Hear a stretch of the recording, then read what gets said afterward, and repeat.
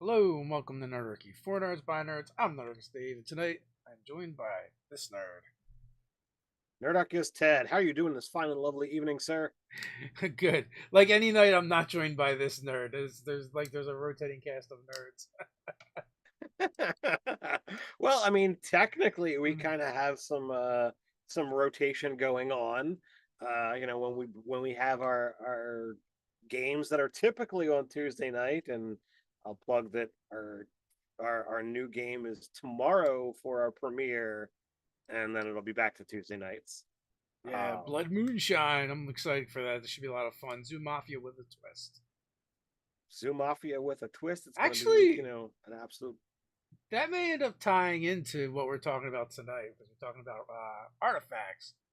And Zoo Indeed. Mafia usually doesn't really have anything to do with artifacts, but Stephen Partridge is the zookeeper this time around, and he's going in a bit of a different direction with Zoo Mafia, and trying out some different things. So might be some artifacts that are needed or required.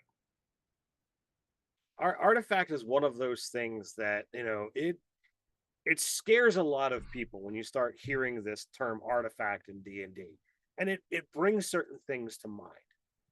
So tonight I'm going to approach this topic from several different vantage points. So I think I first wanted to talk about the actual definition. So like when I pull this up online, it says an object made by a human being, typically an item of cultural or historical interest, something observed in a scientific investigation or experiment that is not naturally present but occurs as a result of a preparative or investigative procedure.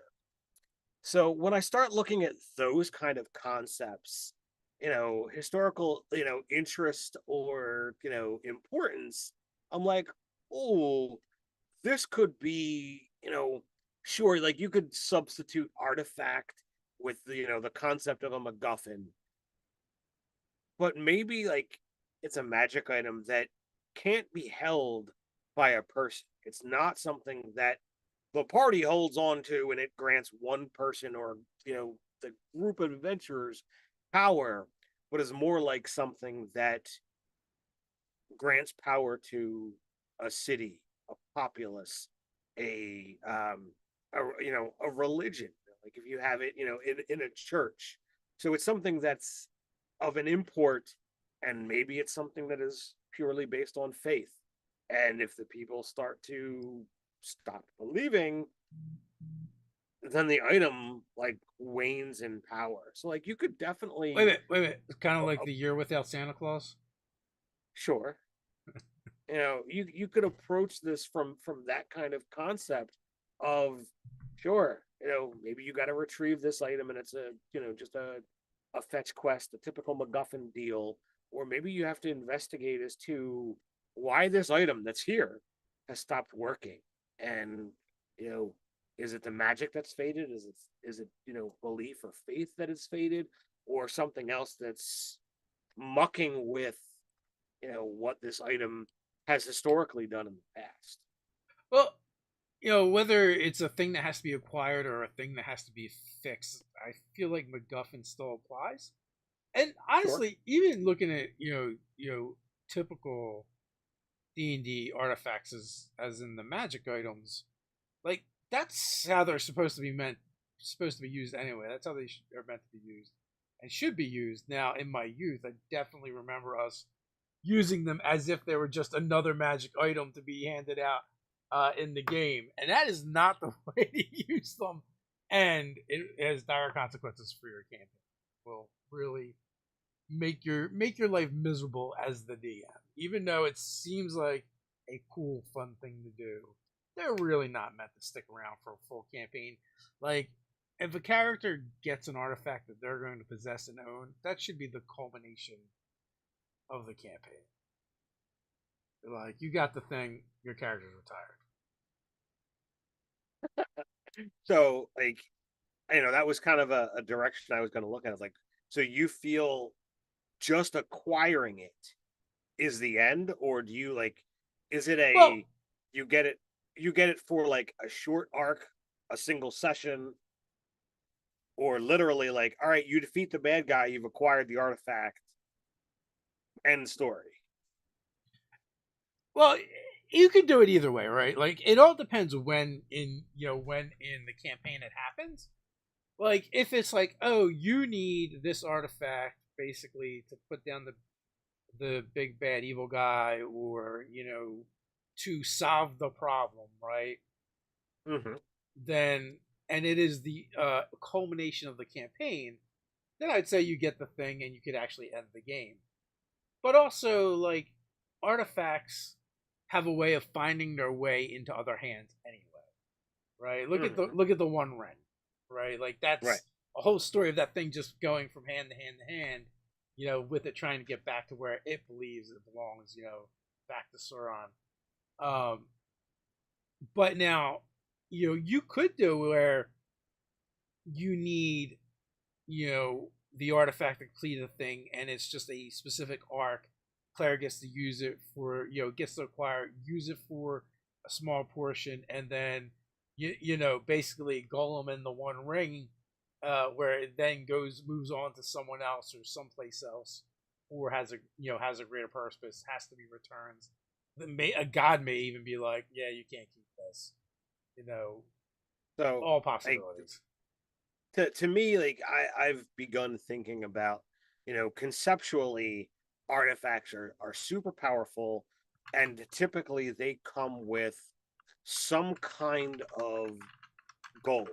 And it might be like a singular task, or it might just be more generic.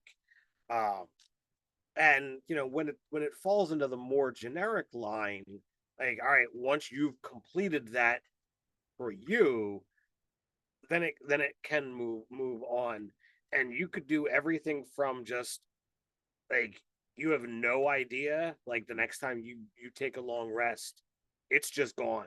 You don't know what happened. You could have some kind of divine being, might not necessarily be a god, though it could, like, literally show up and offer some kind of trade.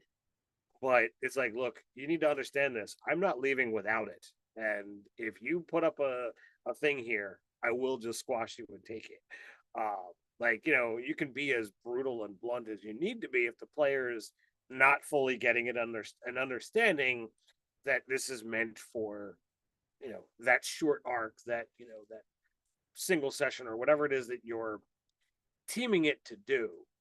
Uh, but you could have a lot of different exit options planned, and like perhaps that's what I'll write my newsletter about. Just ways to make the artifact disappear. Or maybe we'll do a blog post on it or something. I think that could be a fun avenue to look at. The DM giveth and the DM taketh away. Yeah, I mean, the number of times that I've had things disappear because you know DMs needed an item gone, or another player decided they wanted something. It's like, where the frick did that thing go?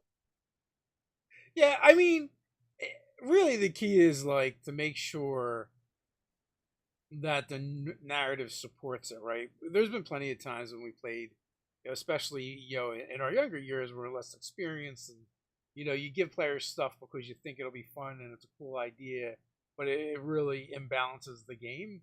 And as a GM, maybe you're not ready to deal with that, and then you end up having to figure out how to take it away, which always feels bad for everyone. It never feels great. But Sure. if you go in with the idea that this item is designed to do a specific thing, and it does the thing, the best way is for the culmination to be kind of spectacular, right? Where, maybe it gets, destroying whatever needs to be destroyed, creating whatever needs to be created, you know, causes some kind of like fantastical explosion and blows the thing, through time and space, and also like I also like kind of think of artifacts as these things that show up at the time and place where it's needed, you know. So like they're like fated items, right? So like the hand of fate plays a heavy role in it, right? And after it's done what it's needed to do. It's has to move on. That's why sometimes it's just good for the campaign to kind of end with the players getting it right. You have your, your dwarf becomes a dwarven lord with the axe of the dwarven lords, right? And he rules for however long, and then something will happen eventually, and and the axe will vanish once again until it's needed again, right? So like that kind of stuff can be kind of cool, and that's why I also like the idea of it being like the culmination of a campaign where they get the thing, they get to use it to complete the campaign, and then you, the GM, never have to look at that thing again, right? Because the campaign is over, Right. and you can let the player and the characters have their epilogue and kind of move on from there. So there's a question in the chat, kind of deals with real world artifacts, if you ask All right, me. go for it. So Bob says, would you guys buy all of the print on demand back me books on Drive Through RPG, or would you go with another OSR game system?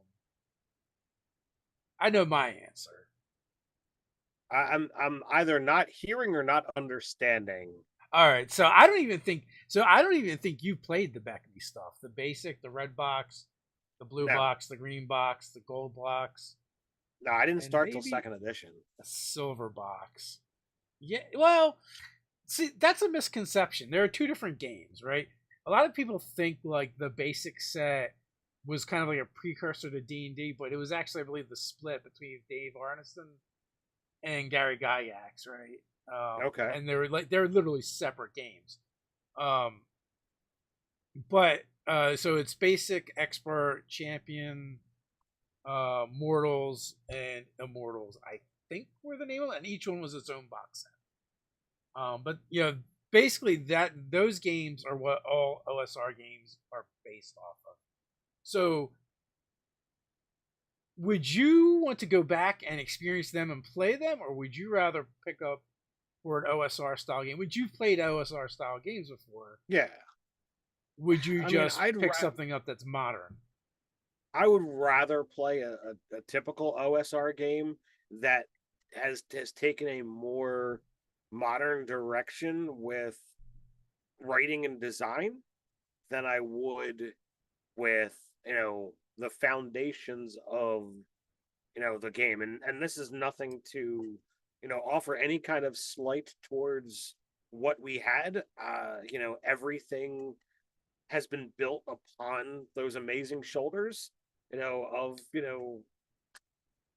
those historical figures, if you will. Dave Arson and Gary Gygax wrote some amazing things, but the hobby is now essentially 50 years older, and we've been able to take it into a lot of great and glorious directions. Now, I'm And pretty sure I did a live chat with Frank Menser, and he's one of the mhm, one. He was one. I believe he was one of the primary designers on a lot of that stuff. mhm, So if you yep, guys go back through the live chats, there's only like 1,000 of them or so to sift through. But I mean, if you search Frank Menser, it'll probably come up. But we had spoken to him. Um, yeah, you yeah, could search for Frank or search OSR. You'll probably find them pretty easily. Just play Nerdarchy alongside it. well, you can do the channel search. Um, Yeah, you can do that too. so while if someone's like, "Hey, I want to run some basic D&D," I would be like, "Oh, cool. I'd play that for a session or a couple of sessions." But if I'm talking about investing in a game and playing a game, I would probably want to go with something more modern, because it's like you said, the game design's like anything else. It improves over time. People kind of trial and error. People have learned what works and what doesn't work. So like we've played Morkborg. Morkborg is a lot of fun. Vast Grim is technically an OSR game, even though it's sci-fi horror, which we just finished up running a campaign on the channel for that. Shadow Dark is an OSR game that did a couple $1 million on Kickstarter recently. I have not had the chance to play it yet, but I have had the chance to hang out and meet Kelsey Dion, who is the creator, who's a fantastic person. So I there, would agree. I would I would go with something more modern. So, sounds like we're of like mind. Yeah. Like it's great that it's there and it's awesome that we had that, that the to be expanded upon, but it's like anything. It's just, things are going to get better, designers are going to get better. They're going to And also But like early editions of D&D including the Beckme stuff had a lot of stuff in there that was kind of nonsense anyway and wasn't great design. But they were the sure, pioneers, so I don't say that to disparage them because like they had nothing to build on. They were blazing the trail. right. I for historical significance, I love that it's there. For collectors that want to be able to have it in their collection, I'm thrilled that it's an option that you can go get it. And if you have a desire to play it, then by all means, I am not in any way, shape, or form going to stop anybody from wanting to play the RPG that exists out there that you want to play. Go for it, have fun. But from a modern perspective, I'd rather play something that is had the fortune of looking at all of the games previous and said, "All right, how can I make the best of what's here while giving a nod back to those original games that people loved and made our hobby what it is." But there's tons of games that go out there and play and check out.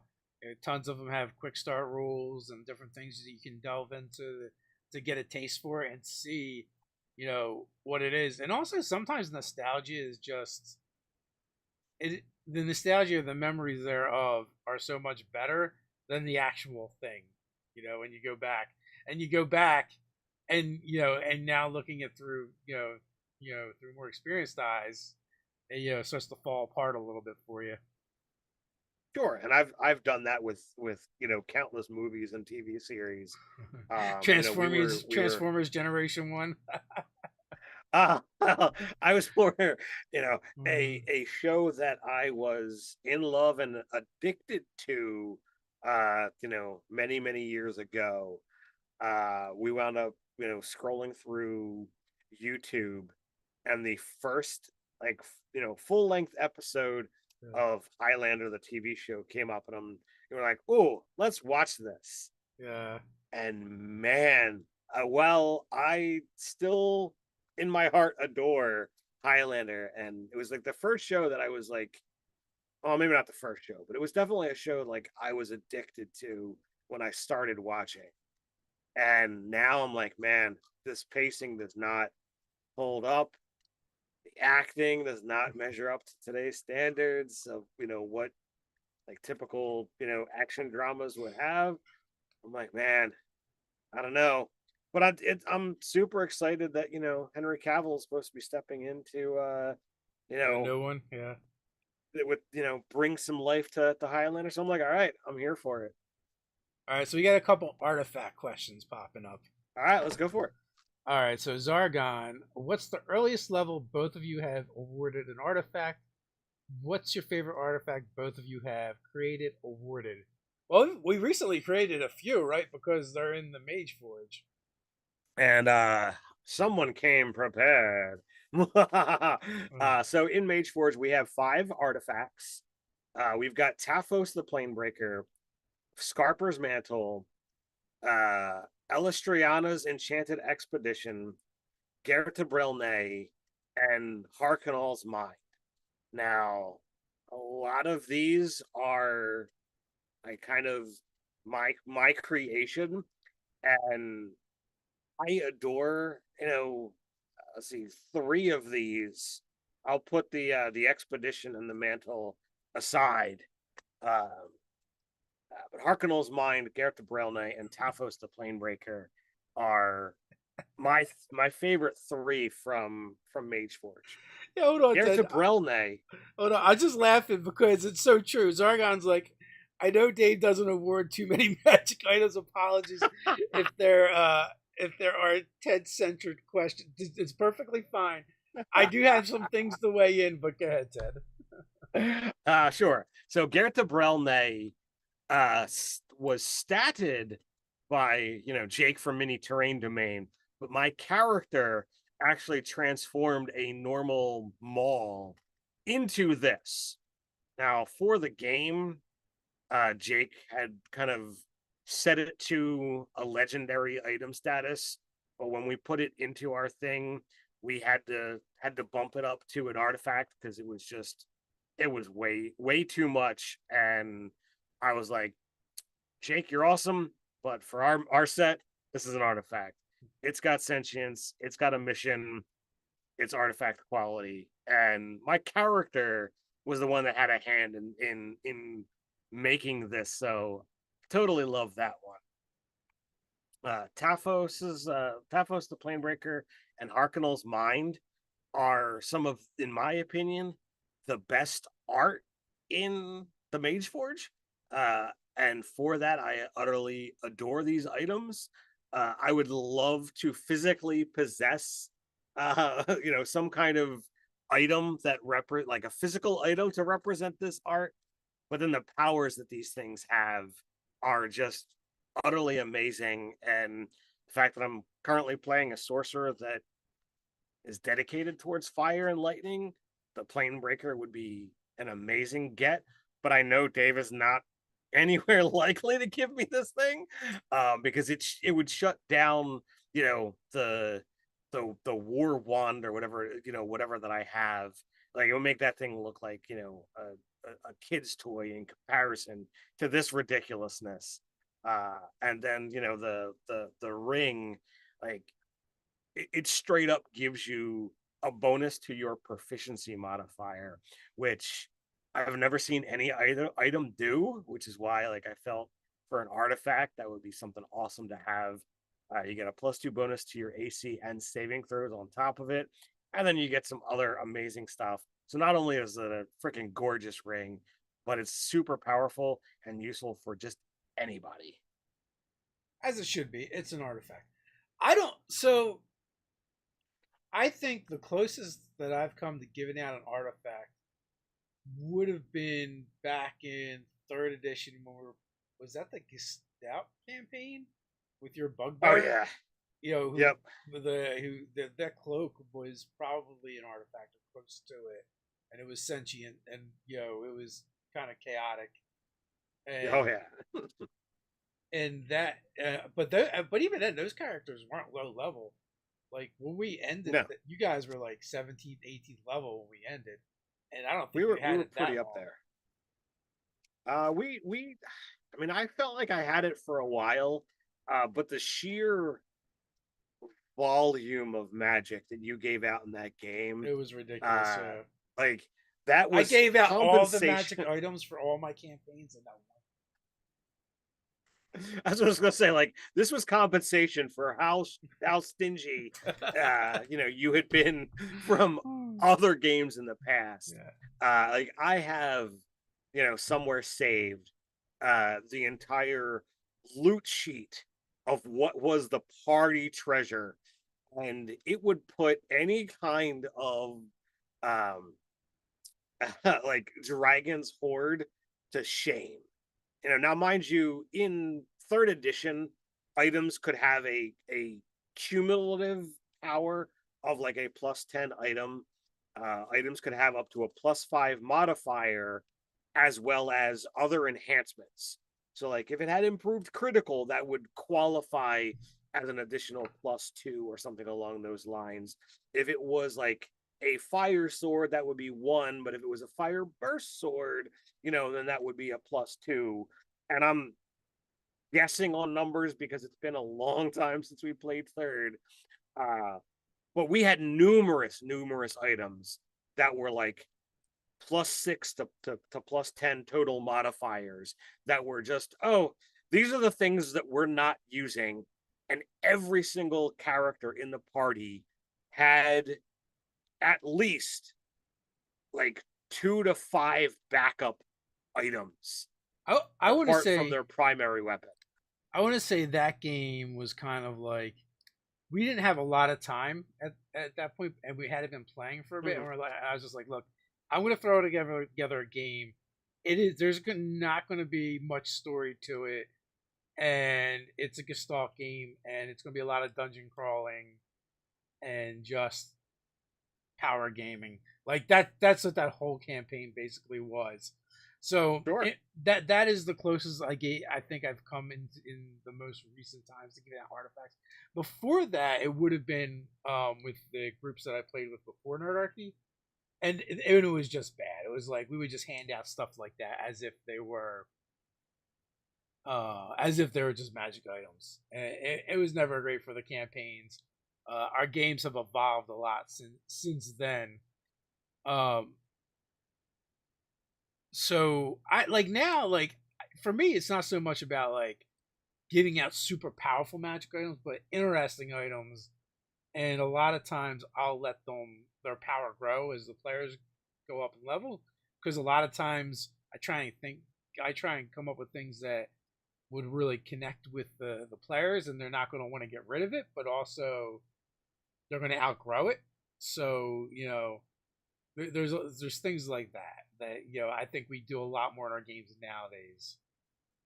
I enjoy the customizing items, and while I definitely give out more magic items than Dave, I don't think I've ever given out anything that legitimately falls into an artifact status.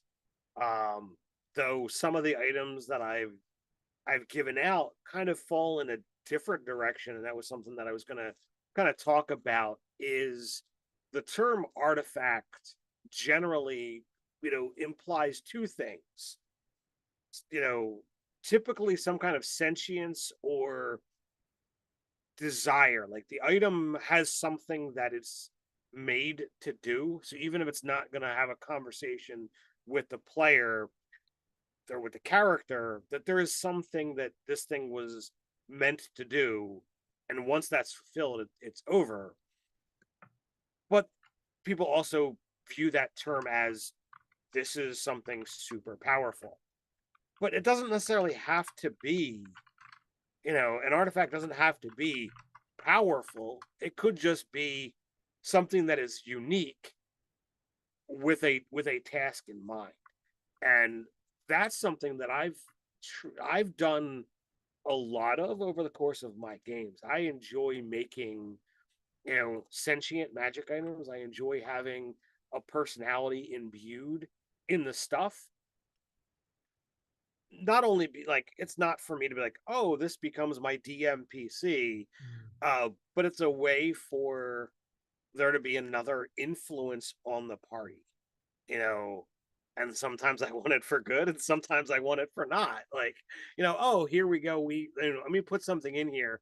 Let me see if I can stir them in the wrong direction and see what happens. Or, oh, it looks like they're going the wrong way. Well, what about, this other thing here?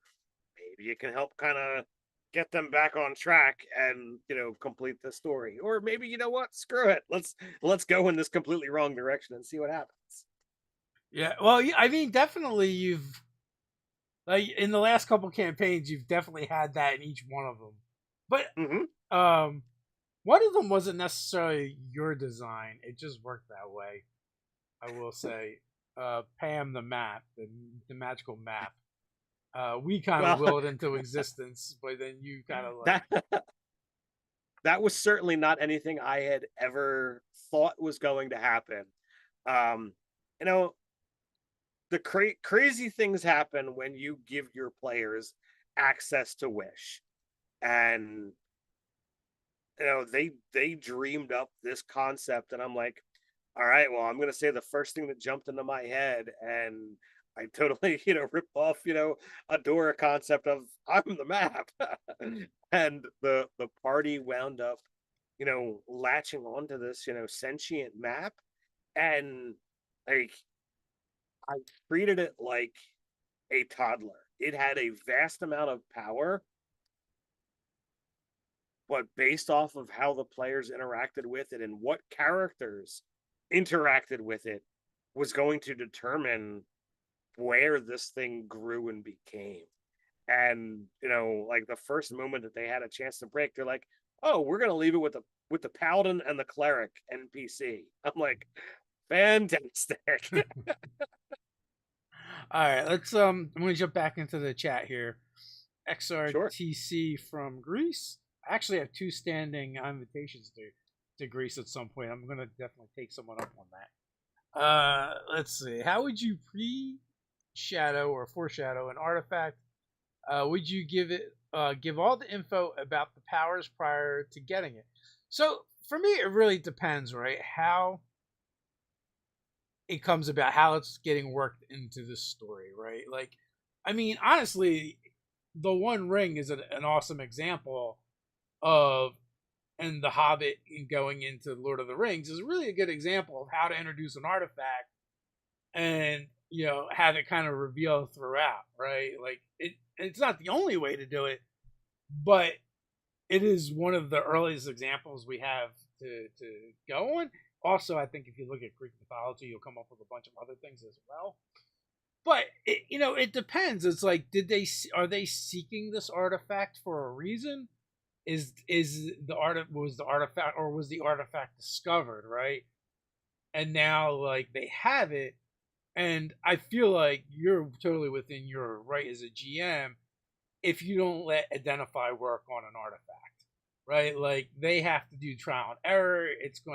Its powers are going to come out as they come out. Artifacts a lot of times are sentient, so it has a will of its own.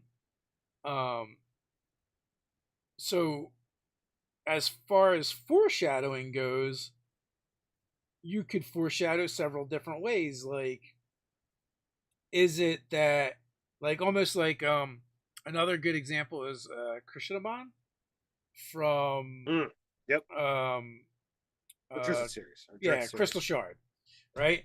And how that was this powerful item that found its way into the hands of basically a loser, right? But it made that person extremely powerful, right? You can definitely do something like that. I believe the archetype is literally called like jumped up loser or something like that. I think I've seen that term used, and I've actually used it in one of my games as well, where it's someone who themselves aren't really super powerful, but they get their hands on something that is super powerful, right? So it could be like initially for foreshadowing, the players of the party, they get wind of something going on in the next kingdom over, several towns over.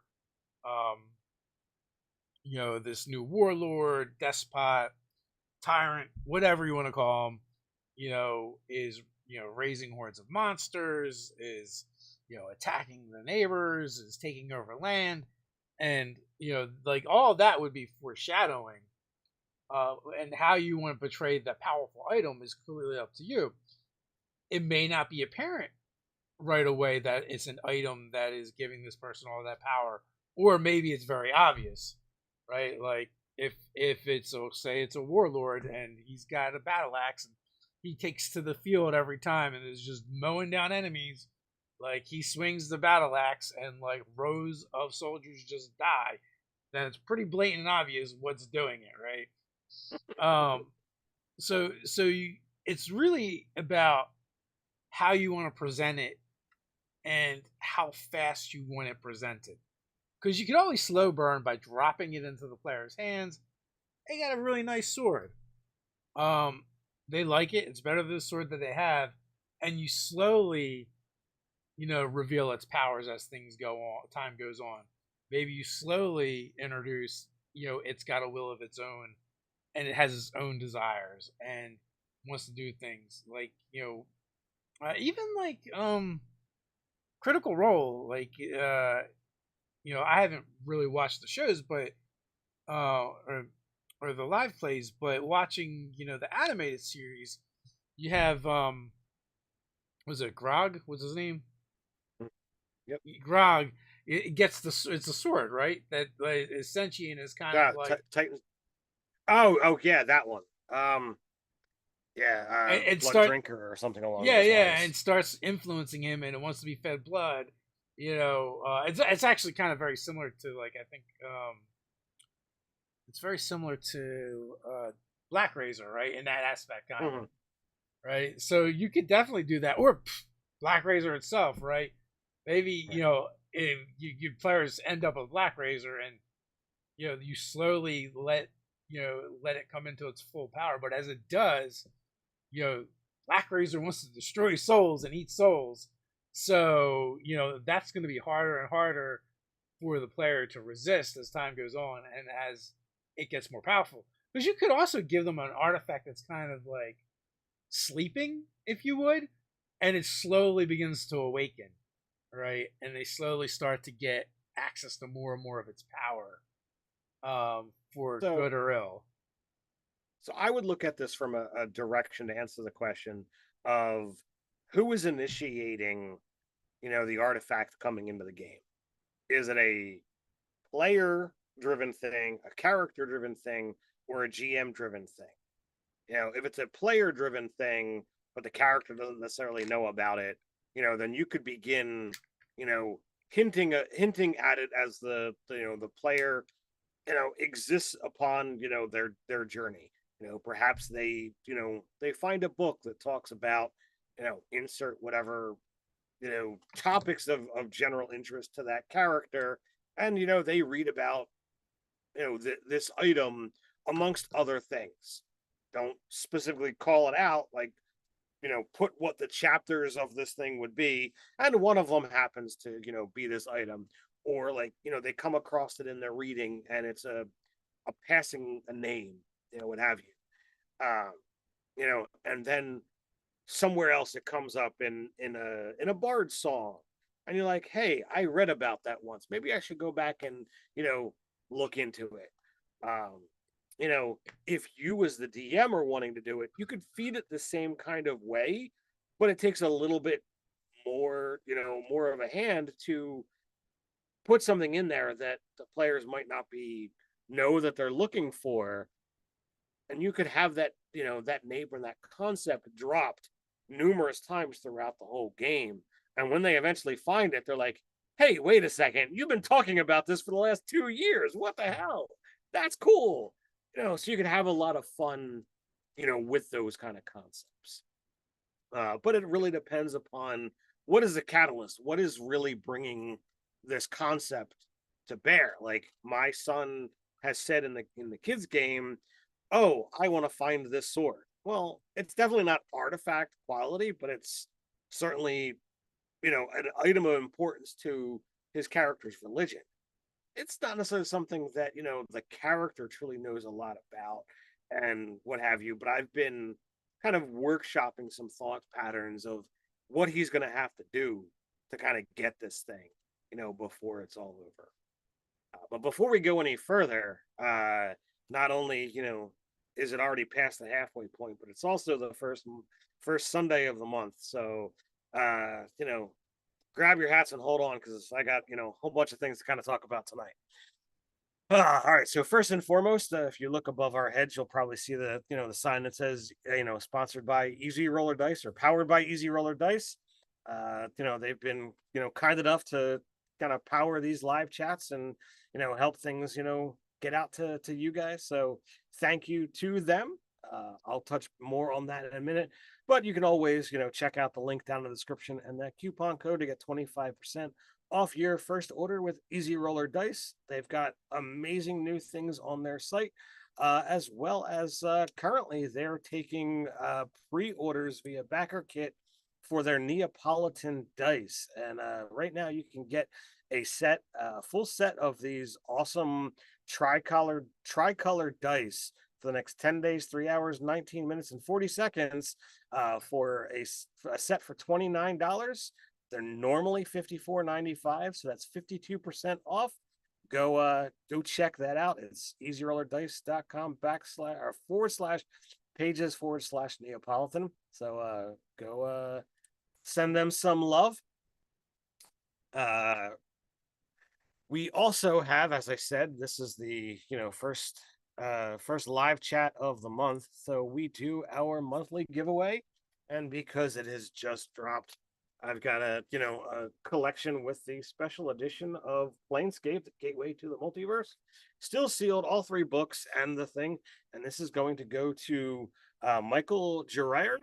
So I will send out an email and get this sent over to you. So uh, thank you for signing up. As always, you can get in on this by signing up for our Patreon as well as our newsletter. We take all of those names, put them into a random number generator, and pull out a winner. So if you sign up for both, then you've got double the chances of getting into it. As well as we also do a monthly fan game. As we are in an odd month, November, it is a chance to game with Dave. So we pull out from that said same list 10 names, and the first typical 5 people that respond are the ones that get the lucky chance. So Christian Kusel, Luis Rosales, David Getchell, Kyle, Joseph Vogel, Kylie, Aaron Parks, Anthony Goforth, The Rage 686, and Joshua Woodfolk.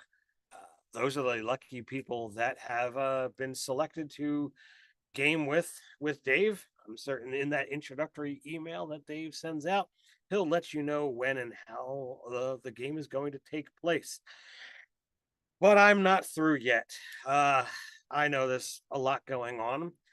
But if you happen to catch on Friday night the game that Robin just recently ran, Old Guard Session 5, I announced that our lovely friends at Easy Roller Dice wanted to do yet another specific giveaway related to that game. So I've got, amongst other things, dice jails, and a very cool wolf dice tray. I've got one here that I can show you that it comes apart.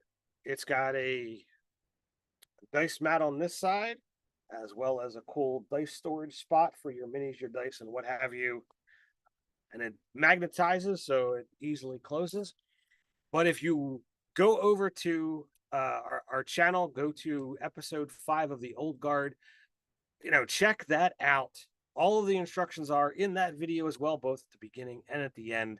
Watch that video, put a comment on that channel, and then in the description is a sign-up sheet for the promotion. Fill out that sheet, and on the 17th, when we go to episode 6, I will announce the 2 people who managed to win that giveaway. I'm also going to get some pictures of what the specific prizes are, and I'm going to share that on our social media to kind of point people towards those things as well. Over to you, Dave. Well, I only have one announcement, and that is we have our next Kickstarter coming up for our very own role-playing game, Zoo Mafia RPG. There is a notify page down in the description. We're going to have early bird specials probably the first 48 hours of the campaign, and we're going to be giving away free dice along with specific tiers. So if you sign up and pledge at one of those tiers, you're going to get free dice, and that is for a new boss that's entering the Zoo Mafia, I guess, lore, Bunny Malone. So we're super excited about that. So you can go check that out. With that, back to artifacts. So, I know that was a lot, and hopefully that was not too much of a 5-minute info dump. So, with the concept of artifacts, with them being these beyond the legendary aspects, where do you feel, is the cutoff for introducing them into an actual gameplay from like a level wise? As far as in, so cutoff to me seems like the upper echelon, but are you looking more for how soon? How early? How soon? Like, be it a level or a proficiency modifier, where do you feel like? I mean, Bilbo got the 1 ring right at first level, baby. So, but when you look at Frodo, when you look at the 1 ring, yeah, in comparison to some of the artifacts that exist in D&D, that was a ring of invisibility. It might have had a couple other things that went Yeah. along with it, but its predominant power was it could make you invisible. Look, man, the Archmage in that game could do pyrotechnics. Okay. So turning invisible whenever you want it was a big deal. Sure, sure. Um, you So know, yeah, a fully unlocked artifact is something that should really be probably I want to say like 10th level. You know, plus four okay, you're proficiency bonus. Um, you're thinking earlier than I am. Wow. um, yeah. Well, see, but I'm also thinking in terms of like this isn't just a magic item you give them. Like Right. it's there to serve a purpose and a function, and then in theory, it should leave the game, right? Whether it needs Hmm. to be destroyed, whether it's you know the thing that you need to use it for is going to cause it to go away somehow. But it's it's not they're to me artifacts are MacGuffins, right? I know they're Hmm. statted up and they have cool powers and things like that. Also, a lot of them have drawbacks, right? Some of them are pretty icky, and I would say also like depending like what the artifact is, you're gonna start drawing perhaps some very unwanted attention, right? Like things are gonna become cosmically aware of your character when it gets a hold of an artifact, both good and bad. Like you don't just get the wand of Orcus and like everyone goes about their business. That's not how that works, right? Like eventually, yo, Orcus is coming for that wand. So I mean, it might not just be Orcus. There could be lots of people who have an interest in such a thing.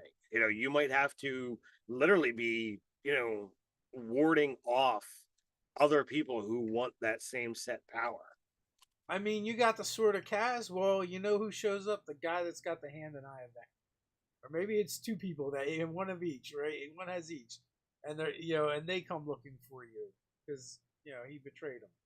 So I feel like the point of artifacts isn't to give your characters a more powerful magic item. The point of the artifact is to open up new doorways to adventure, quests, storytelling, role playing. It is artifacts is the ultimate MacGuffins that have just been statted out. Yeah, I think that, is a really really good solid standpoint.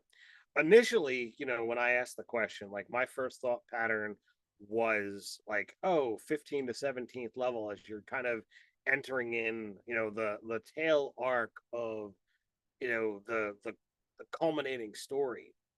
But as you start saying, oh, 10th, 9th, 10th level where you got plus that +4 proficiency modifier, I'm like, another idea immediately popped into my head. If you're gonna do like a regular game, you're meeting weekly, you're gonna play this same campaign for years on end that we've seen happen. You know, you could be like, all right, I'm gonna do something where I'm gonna spotlight over the course of this campaign. You don't tell the players this, but I want to give each of my players these, this amazing moment. So maybe you pick an order, based off of the stories and the quests that you're going to have these players do, and you put an artifact in the game for each and every one. Now, at any point in time, there's only ever going to be one fully awake artifact in the party at a time. But three of them might be there in the guise of a lesser item.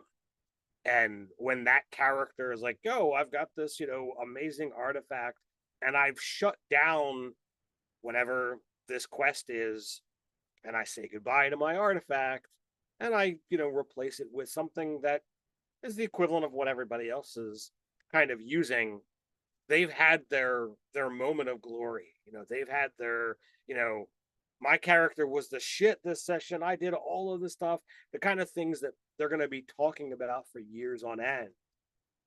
And they might have had that at ninth level, or somebody else might have to wait till 17th to get there. It's like, you could have this ongoing aspect that, you know, one by one they all get their moment in the sun. I mean, think about it, right? Think about, the third level party, and the dwarf stumbles upon this ancient powerful axe. And the next thing you know, orcs and goblins are coming from all over the continent seeking them out. Like, really, a truly powerful artifact at a low level, I think is more like a death sentence for the party than anything. If you're using it the right way, right? Because it's going to be this cosmic calling card, going out to other beings, other powerful creatures, and I feel like it's just going to set in motion events that they're going to be way beyond the player's character's ability to deal with, and that can be part of it too, right? Like they get something super powerful, but now they're like constantly on the run because they're constantly being harried from all sides by things that, even though there's an uber powerful magic item, they're still a third level character or a fourth level character or whatever, right? So there's definitely ways you could do it and spin it to make it work at any level. Mm-hmm. So So Kurt mentions it's a letdown to hand out any magic item right at the end of the campaign. Yeah, I would always like, even if it's something like that, I would want them to need the thing to finish off, the campaign, so that like it's clutch, right? They had to get it. right. So I mean, I think the idea, like, is it's not just the, oh, I get this at the end as like the loot, but you've Right. got it for the final battle. You've got it for, 1 to 3 sessions.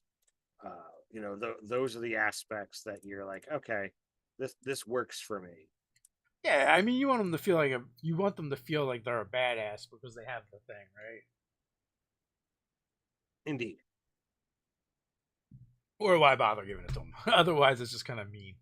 I mean, even like so, like with our games, when we decide to go high level, like you ran a campaign and I ran a campaign, and the goal was always to get to 20th level, but then play one more session so you get to be a 20th level character.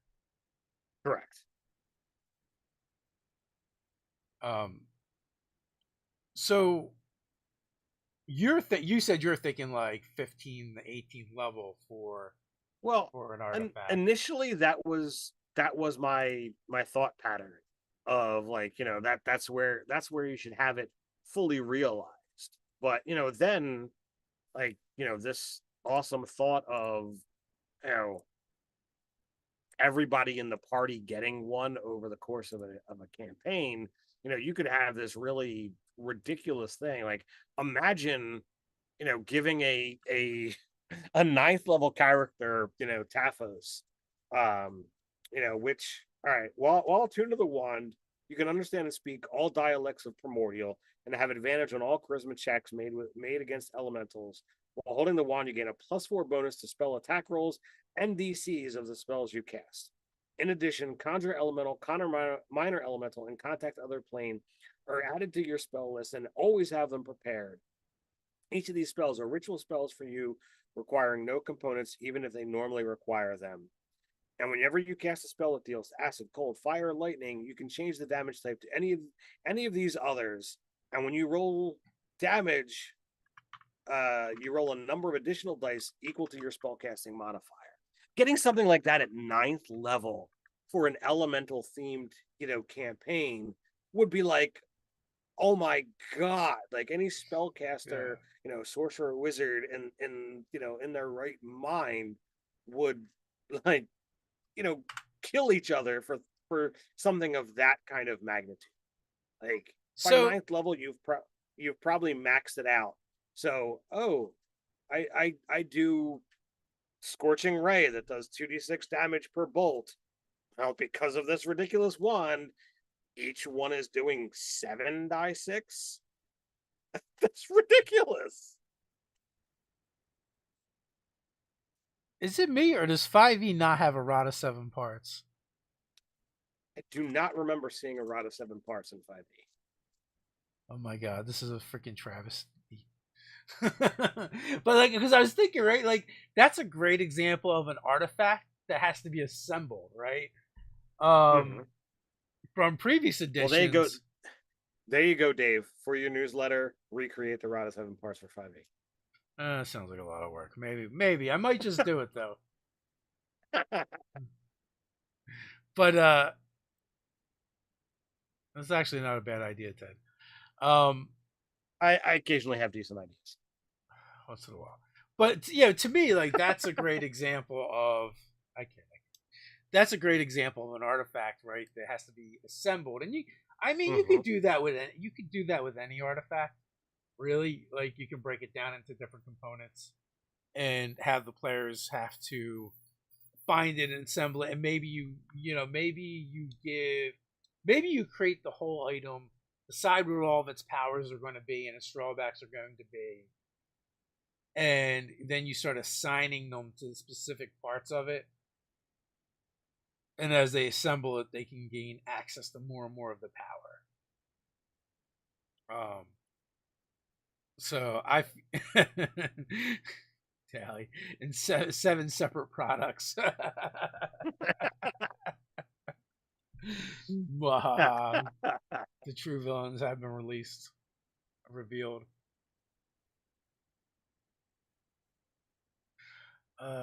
Kathy Evans, an artifact could have a important function to a society or the world. We are on a quest that for more than one artifact. If all of the items are put together, it could be good. Yeah, like that, and that's kind of like that's how I see or bad based on the who finds them, and that's how I just see artifacts in general, right? Like they have a greater purpose, and generally it's not just to be owned by like one individual character. All right, Right. they have to fulfill. They're going to fulfill part of their purpose with that individual at that time, and then it's going to have to be passed on one way or another.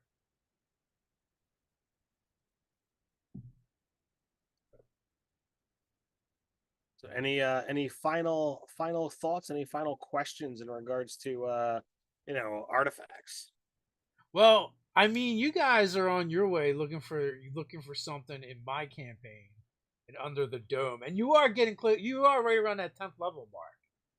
So maybe you guys are about to get your hands on your first artifact. I'll just say that I got a sorcerer that likes fire and lightning. If you want to slip Taphos in there, I certainly wouldn't complain. Yeah, but Just sadly, saying. that's not what you guys are looking for right now. Some kind of Titan sphere nonsense going on. Titan Sphere, Uh, Stone, Gem, MacGuffin. I mean, I only threw that out there as a jest. You were actually quite generous with the rewards in our last session. They might not have been items, but as you nearly killed most of us, we all got some kind of epic boon, and that was pretty nice. Yeah, that was fun. But this has inspired me. I think you guys may have an artifact in your near future, and then the game will end. So you get to use it one time only, and then that's it. So as long as you keep it, but don't use it, we'll keep playing that game. All right, great. Kurt, I've had really good luck running long campaigns where powers are unlocked as heroes level up. It worked great with artifacts from Greek myths. All the characters had one. Yeah, and I think that's a great way to do it, and it also lets the players enjoy the items that much longer. Because it sucks to get something and there's a cool story to it, but the power level in the game makes your character outgrow that item, and it's like there's really no point in keeping it anymore. I feel like that's less of an issue in 5e as compared to like third edition, where like the items are so important to the power level of the character. And 5e you can kind of get away with a weaker item just because you like it or because of the flavor. It doesn't affect your character greatly. But even still, I've always enjoyed leveling up people's items in order to not have them get rid of something they've enjoyed using throughout the campaign.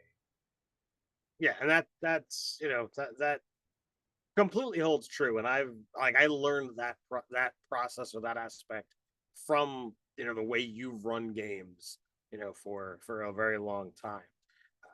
And I've always enjoyed doing that as well because it's a lot of fun. You're looking forward And to your next +0 plus something versus specific types of monsters items, aren't you? I mean, I gotta say, a lot of Patois is, probably one of my favorite magic items of all time. The cloak, probably a fast second. Um, you know, just because they were fun items that gave a character, purpose. And while it was absolutely frustrating to be like, hey, I've got this magic item that confers no bonus whatsoever. It's a magic item, so therefore, it hurts things that need magic. But it conferred no bonus unless I was fighting an undead. And it was initially created as a +0, +3, or +0, +4 versus undead kind of scenario. Um, but it's a absolutely great thing that I treasured that character and was sorry to see that we stopped that game all those years ago. And Yeah. I don't know what Tull would look like in fifth edition, but Look, man, all you had I to have do was fond memories. murder a vampire lord, and the blade will fully awaken. Yeah, and the way you play now, I doubt he'd survive that battle. Look, man, you're the one that killed the most characters in our games. So, on that note, come back tomorrow night and have some wild shenanigans as we play Zoo Mafia with a bit of a twist. We've been threatened with eldritch horror, I believe, in the zoo, in addition to crime lords and having to deal with flat paws. But until next time, stay nerdy. Stay nerdy.